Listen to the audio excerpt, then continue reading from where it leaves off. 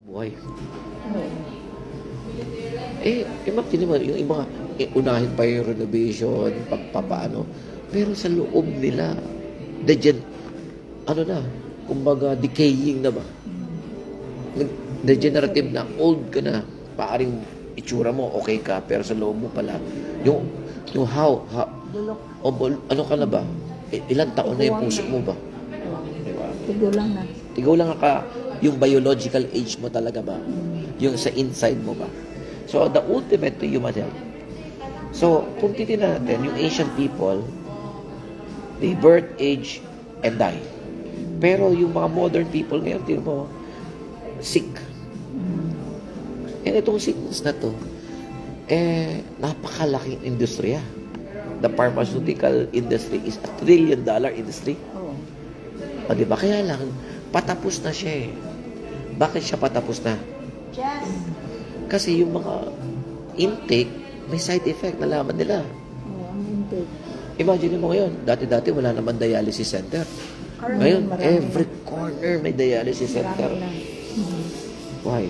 Imagine mo, itong technology natin, pag blower ka lang, yan sa spine, lalabas dyan yung stem cell. Yung stem cell na ang gagamot sa'yo. Wala na. Ito na yung future medicine. Di ba? So ngayon, ang maganda nito, pwede natin gawing negosyo.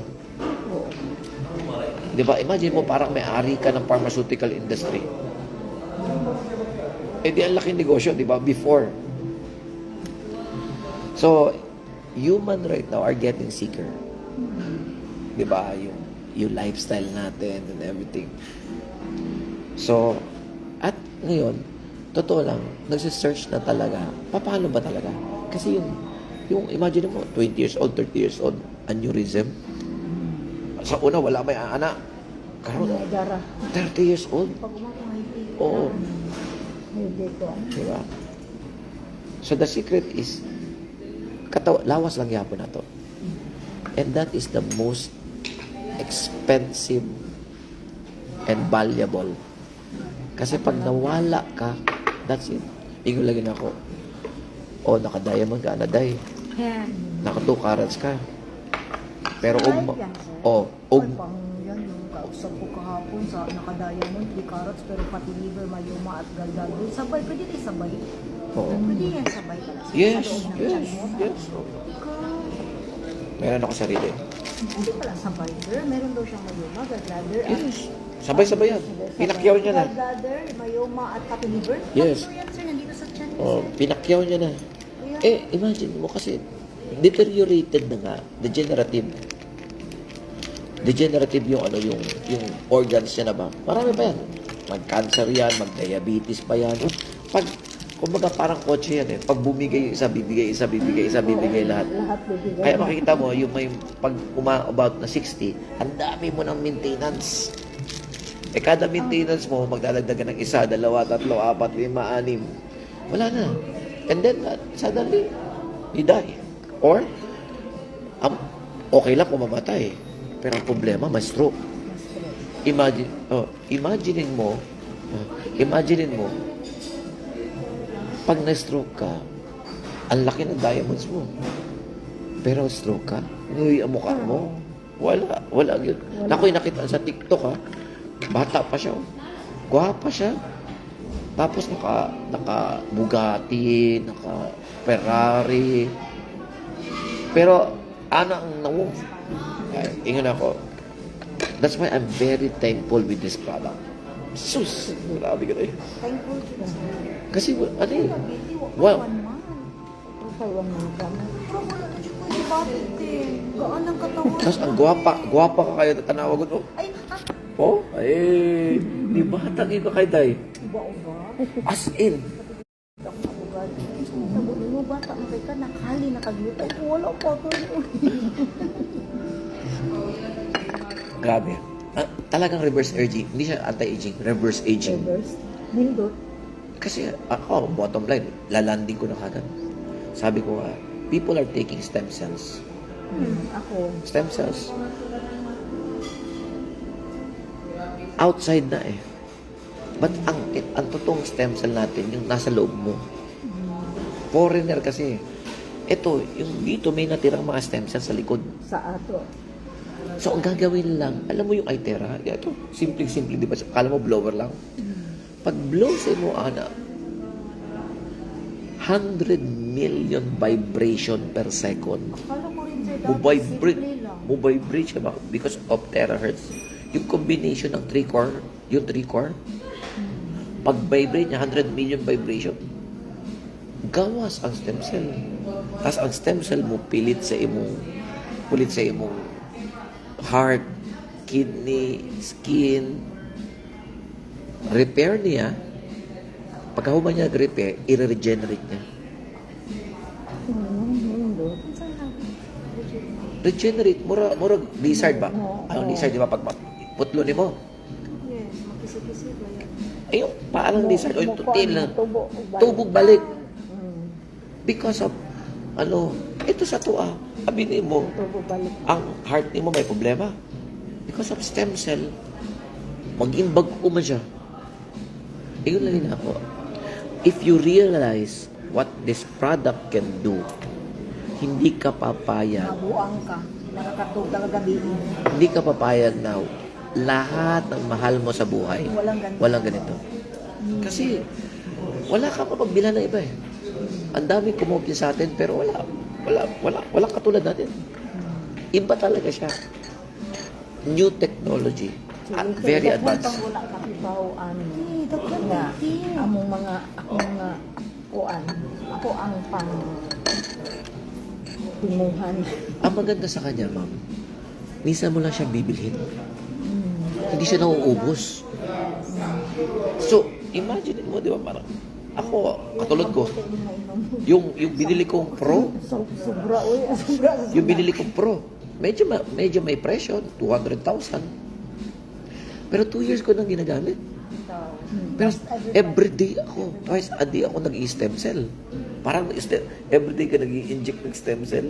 O ako asa unang gitik na stem cell. Murag, pila naman kamilyon naman to ako ang natay. Oh, di ba?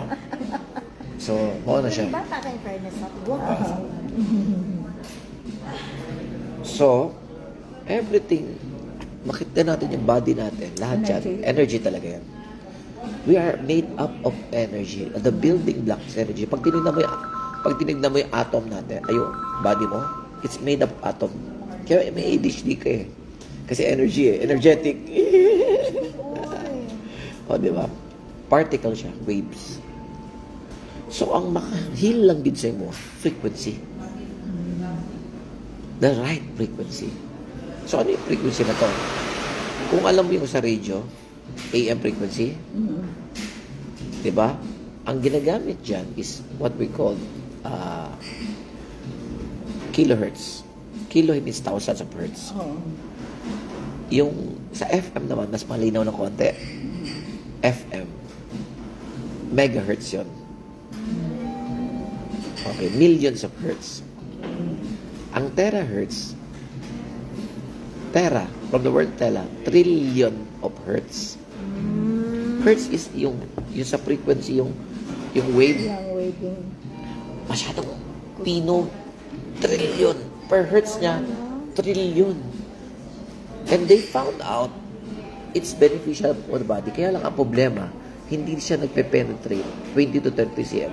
Yung inventor natin, sabi niya, if it is beneficial, ang kailangan ko na lang, mapapenetrate ko to the bones, 20 to 30 cm. Yan ang nagawa ni Itera. Kaya pagpunta sa spine mo na ganyan, pupunta sa spine mo, vibrate yung cell. 100 millions. Gising ngayon. Gising si stem cell. Gising pa yung RBC. Magpo-produce ng red blood cells. Pag may bago kang dugo, yung red blood cells, it will affect yung acidity ng katawan.